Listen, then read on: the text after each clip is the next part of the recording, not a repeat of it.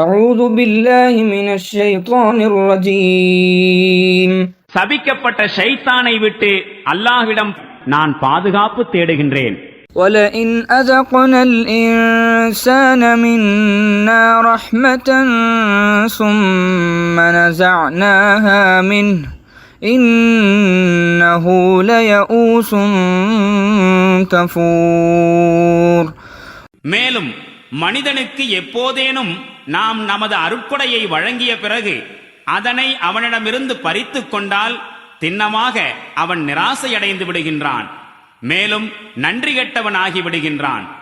وَلَئِنْ أَذَقْنَاهُ نَعْمَاءَ بَعْدَ ضَرَّاءَ مَسَّتْهُ لَيَقُولَنَّ ذَهَبَ السَّيِّئَاتُ عَنِّي إِنَّهُ لَفَرِحٌ فَخُورٌ. மேலும் அவனுக்கு ஏற்பட்ட துன்பத்திற்கு பிறகு அவனுக்கு நாம் அருளை வழங்கி இன்புறச் செய்தால் துன்பங்கள் எல்லாம் என்னை விட்டு நீங்கிவிட்டன என்று கூறுகின்றான்.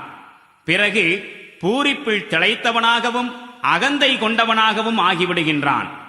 إِلَّا الَّذِينَ صَبَرُوا وَعَمِلُوا الصَّالِحَاتِ أُولَئِكَ لَهُم مَّغْفِرَةٌ وَأَجْرٌ كَبِيرٌ. ஆனால் பொறுமையை மேற்கொண்டு நற்செயல்கள் புரிபவர்கள்தாம் இத்தகைய குறைபாடு இல்லாதவர்கள். அவர்களுக்குத்தான் மன்னிப்பும் பெரும் கூலியும் இருக்கின்றன.